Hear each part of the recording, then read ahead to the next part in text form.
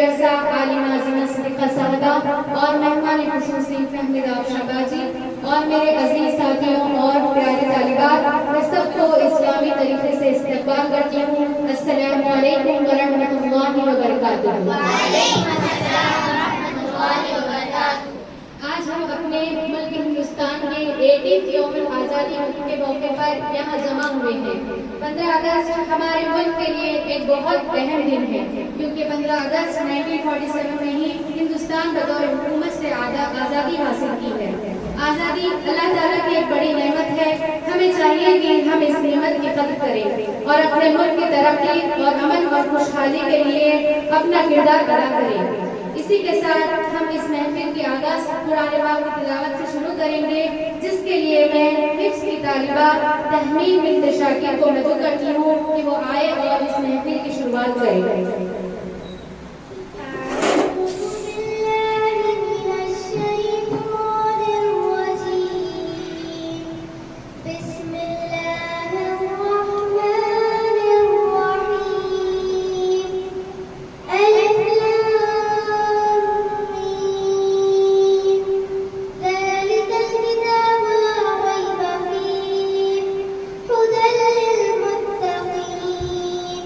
الذين يؤمنون